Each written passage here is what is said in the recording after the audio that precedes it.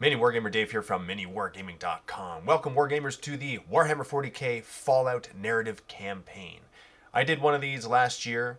I had so much fun doing it. I did an in-person one, and now I have filmed another one that I have actually done with my daughter Dana.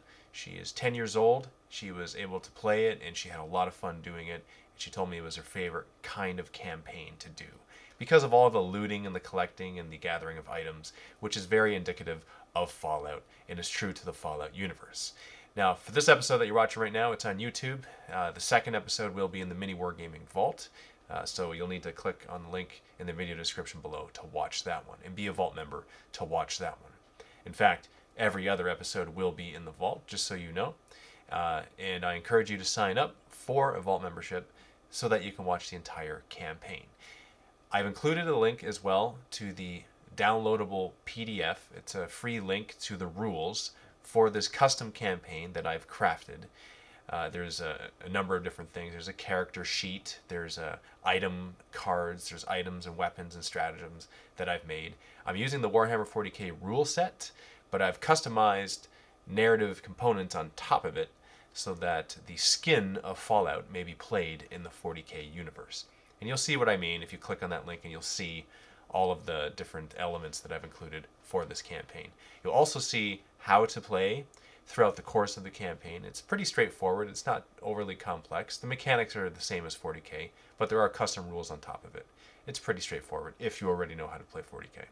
If you don't, then well, that would be I would be telling that from a different perspective, and I actually couldn't tell you how easy it would be to follow along. All I know is that it's more so story-driven than it is focusing on the mechanics. That being said, it was a lot of fun, and we had a lot of fun doing it. So without further ado, please enjoy this episode, and I'll see you in the next video. We play and call it work. MiniWarGamer Dave here from MiniWarGaming.com, here with my daughter Dana. Welcome, Wargamers, to the Fallout campaign. I'm going to be the games master, and Dana will be the player. And we're doing it from home because we're stuck in our house due to COVID-19. So I hope you guys enjoy, and stay tuned for awesomeness. You're a vault dweller, and you awake in Vault 84 from cryosleep. You manage to find a jumpsuit, and you put it on. Everyone from the vault seems to be missing, and you're the only one left. After a walkthrough of your vault, you conclude that supplies have been picked over. You've got nothing but your fists and your grit to find out what happened to the dwellers of Vault 84 and reconnect with the community you've once considered family. Your mind's a bit fuzzy as you enter the Wasteland. You don't quite have amnesia in the traditional sense, but you are hazy to say the least. You do, however, remember a friend named Morgan Ryan. You recall the laughs and good times you've had together. You now realize there's no trace of Morgan, and this saddens you. The thought of him missing, or possibly alone in the Wasteland, troubles you. Your priority is to your home, and finding out what happened to everyone who lived there, especially Morgan Ryan. Okay, Dana, you've just exited the vault, and now you enter the Wasteland. First things first, we're going to give your character some stats. Here is our custom character sheet. This is based off of the Warhammer 40k rules, heavily customized. So your character name is? Avery. Avery, okay. You got movement of 6, and your stats are actually taken from the number 28, except for movement and save. Everything else is divided by 28. And the reason why you assign those numbers is because it's true to the Fallout video game, which this is very much inspired by. Fallout 4 to be exact. Your carry weight is 5 times your strength, and you have a strength of 4. You don't have any armor, but your base armor is 5+. Okay, Dana. You go a little further. You see a wrecked car. You see a number of wrecked cars, actually. And you see this rundown house with some crates on the outside and some trees. Make a perception check that's based off of your leadership. You got to roll your leadership or less. 7 or less. And you get a 10. So you get over, but you still manage to hear something. You hear something coming out of this house. Some noise. You can't quite make it out if it's an animal, a creature, or a human, but you hear some noise on the main floor. Alright. Do you go towards the house? Yes. Okay. So you make it up to the house, and whatever's inside doesn't realize that you're just outside just yet. So you see some crates here. Do you want to loot them? What does that mean?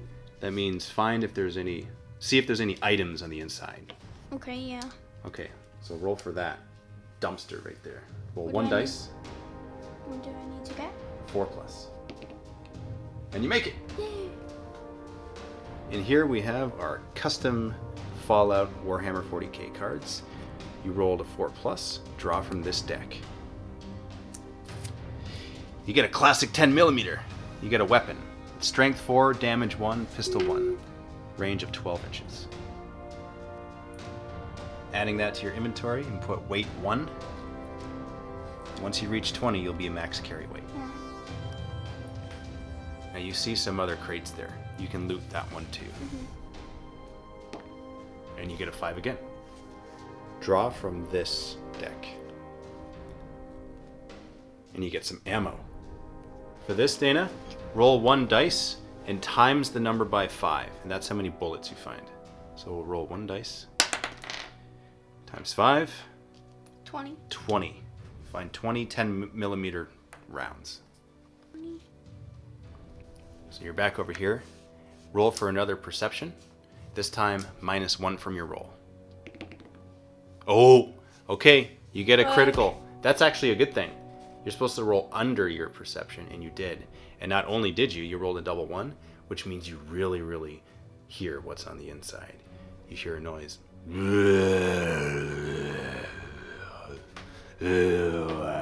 Don't want to be near this house anymore. Because you know it's a ghoul, because you rolled a double 1 on your perception, add 1 to your experience. You got a critical success. So you're going to go inside to investigate? Mm-hmm. You are? Okay. You're gonna Actually, go... no. No? Are you sure? You have a 10mm. You could probably take out whatever's in there. Well, you know it's a ghoul. There's a ghoul on the inside. Are you sure? I want to see the gas station. Oh, you want to see the gas station, which is way over there. Okay. All right. Well, you can choose to go that way. So you move in that direction. Stop. Roll for perception again. This time -2 from your roll. Okay. You make it exactly. In this car, you see something shining. Do you go up to it? Yes. All right. Move your guy. Or move Avery. Inside the car, you find this. A lunchbox. A Vault-Tec lunchbox. And inside the lunchbox, you find some bottle caps.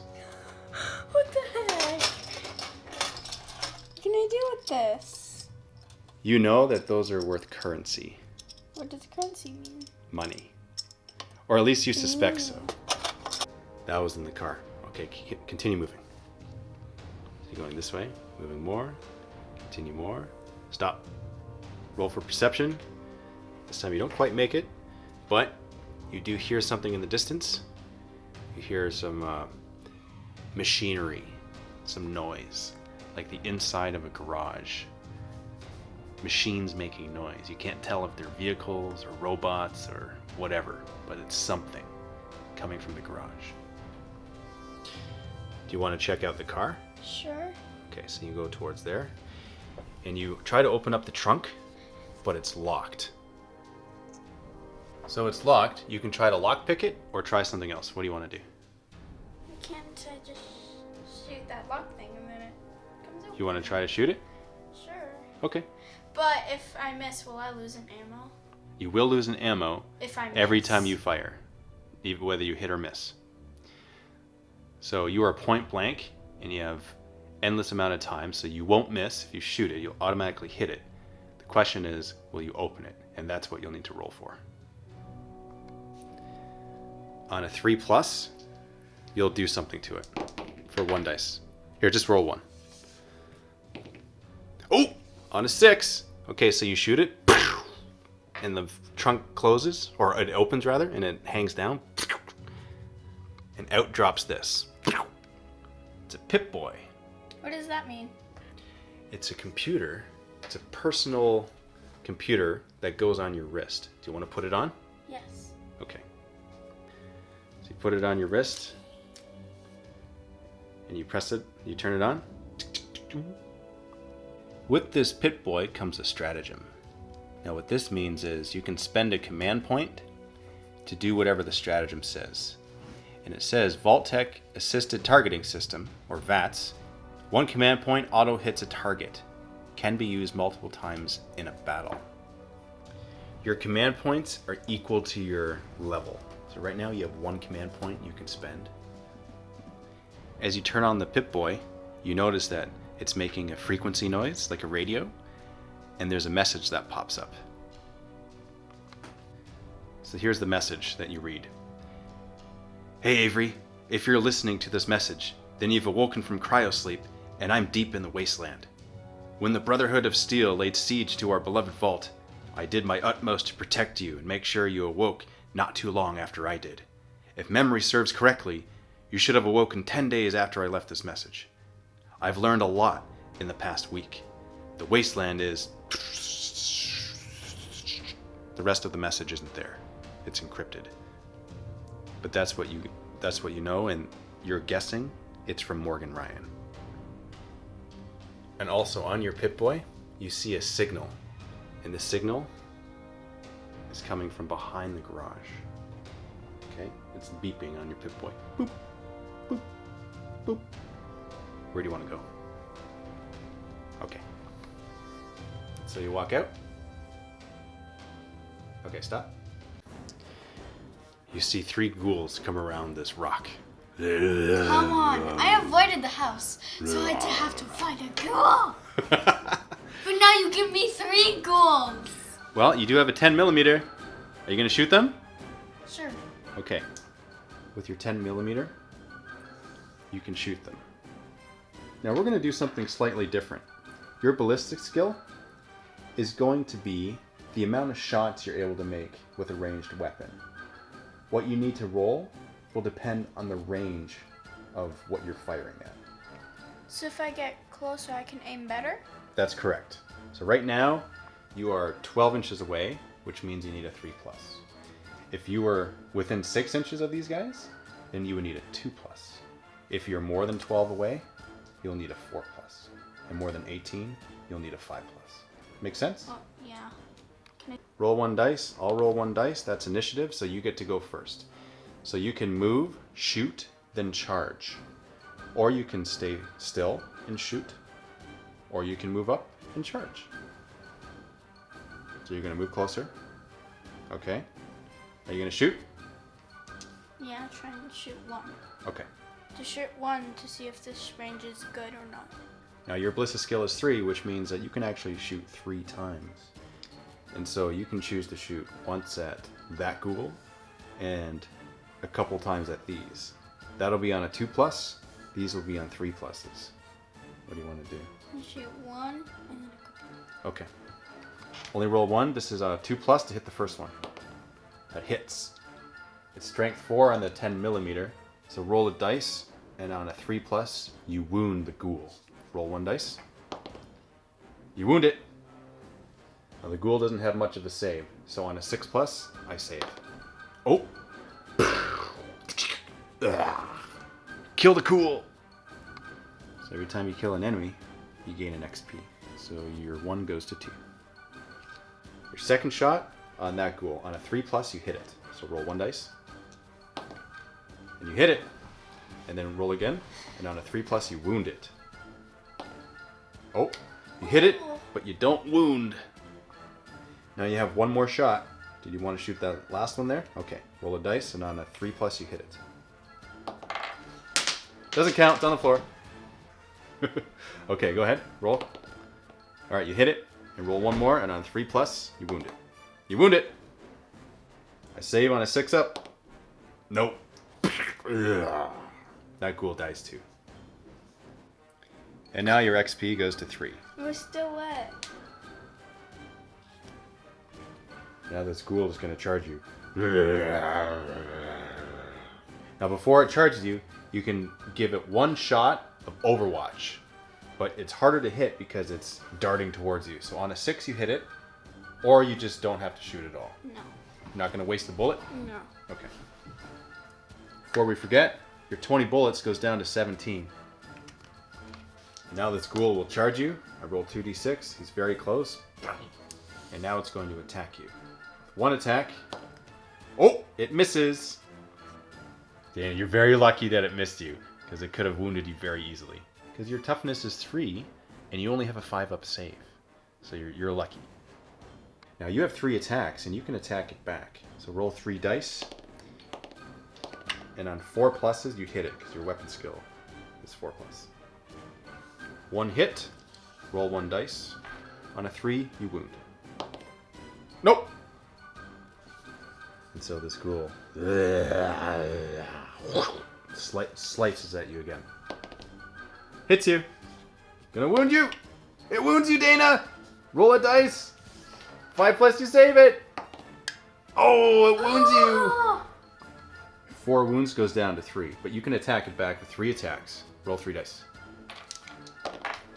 It's 1 hit, and you're 3 to wound. And you wound it. 6-up saves. And it dies. Hit it with the butt of your gun. And it dies. Experience goes to 4. Now that you killed these ghouls, do you want to see what's inside this garage? Yeah. Okay. So you can walk up to it. Do you want to sneak up to it? So that nothing jumps out at you? Okay. So this is, you're rolling for stealth here. This is a leadership check. So on a 7, you make it. Oh! Not quite. You're walking, and there's a little twig that you step on, and you break it. So you don't quite do it quiet enough, but you look over, but you got really close to it. And so you look around, and there is a robot.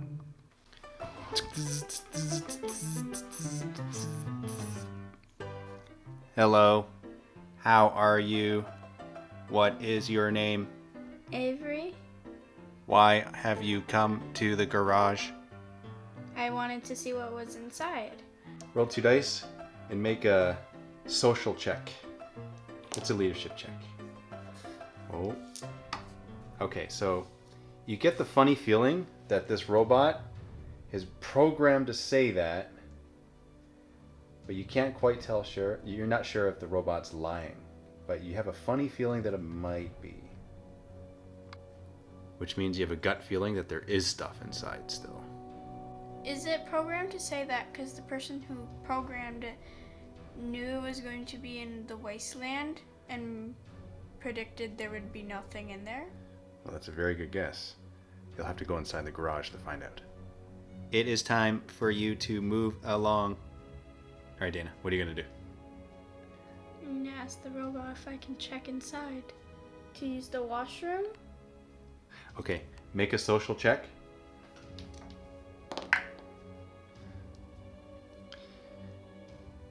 We do not have bathroom facilities that are working at the moment. Lost my cat in there. You lost a pet in here, Yes. and you want to find out if it is inside the garage. Yes. Roll for social one more time. Okay, so this time you make it. You may look inside the garage, but you must leave your gun with me. Are you going to leave your gun with the robot? I might not find. Oh, if he steals it and I don't find anything in there. That's a good question. So, you have some options. You can leave it with him, or you could try to sneak away. You could try to ignore him and go inside, or you can shoot him. But what if 10,000 robots come out and say, "You shoot at one of our facilities, Mayday, Mayday"? Well, you won't know unless you try it. I'm gonna give the gun to you, but you have to follow me. These are acceptable terms. All right, and he starts to walk inside. You follow? All right, now let's see what's inside the garage.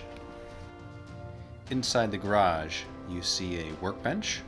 You also see this repair station and a toolbox. And you also see a first aid kit on the wall.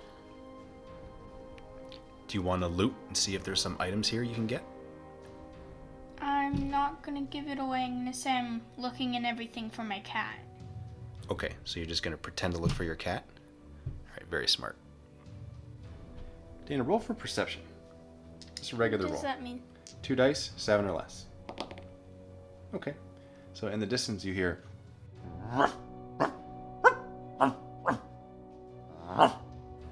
That's what you hear in the distance. And then out of nowhere... you see a dog. And you look at the tag, and it says dog meat. And that's the name of the dog. Do you try to get dog meat to come to you?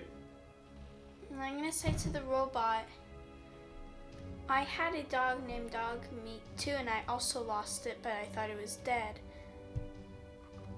So roll 2 dice, -2 from your roll. Okay, so you really made it. And so the robot says, it looks like you've been reunited with your pet. So dog meat goes to you. Now you need to test to see if dog meat will listen to you. This is a social check. Roll 2 dice, hope for a 7 or less. Okay, not quite. So it looks like dog meat is getting distracted.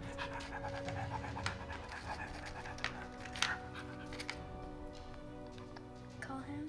You call dog meat? Alright, what do you say? Dog Meat, come here! Try again. You make it exactly. Comes over. As you're playing with dog meat, you notice that this robot actually leaves. With my gun! Actually, it still has your gun. Now, before it leaves too far, do you chase after it? Mm-hmm. Okay. Hey, I didn't find my cat, but can I have my gun back? Social check, -1 from your roll. Nope. You need to find your cat before I give your gun back. Why do I need to do that? What if it's actually lost? Then that would be a dead cat in the wasteland. Roll one more time.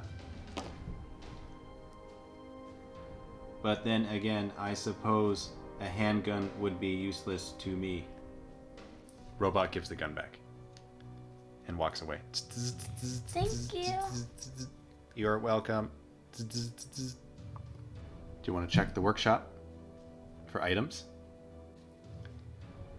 So you go back, and dog meat follows you. This time roll a d3. So roll 1 dice, and a d3 means you basically just cut it in half. So roll a dice. So that's a 2 on a d3. You can pick 2 items out of this pile. 1, Nuka-Cola, heal d3 wounds. You find that in the med kit on the wall.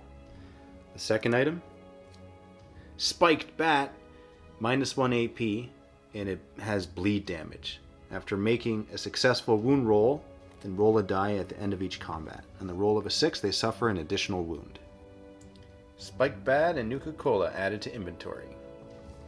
So once you find these items, you notice that your Pip-Boy, its signal is still going off. Right behind here. Are you going to go there? Okay. So you go outside and dog meat follows you. And there's a transmission coming on your Pip-Boy now. This is Jeremiah Locke, formerly of the Brotherhood of Steel.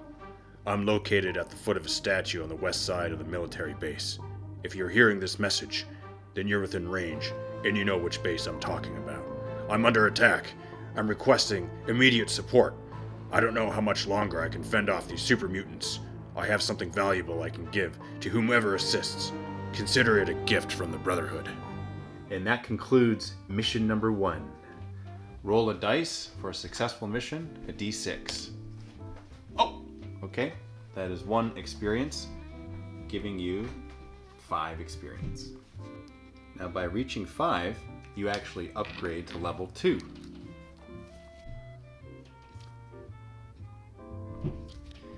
Dana, for your special ability or character upgrade, you can do one of the two. Increase a stat or choose a special ability as an upgrade. Special ability. Here's the charisma chart. Out of all of these, now typically we would roll a d6 for this. But for this campaign, we're just going to simply choose. And you can't choose the same one more than once. So would you like +2 to charisma when lying? Mm-hmm. Okay, because you had to lie a lot to that robot, right? Yeah. Okay. I was afraid he was going to be like, that is my dog. And that concludes the very first episode of the Fallout campaign. Stay tuned for more episodes where Avery is going to be traveling through the Wasteland, collecting more items, searching for Morgan Ryan, and responding to this Brotherhood of Steel call that she's gotten over her Pip-Boy. Can she survive the Ghouls? Do you know what else there is in the Wasteland? He said something about super mutants. You're going to probably fight some super mutants. Are you ready for that? Yes, you ready? Okay. Stay tuned, and happy wargaming. Thank you very much, guys, for watching this first episode of the Fallout narrative campaign. I hope you enjoyed it. Please leave your comments below. Let me know what you think of it.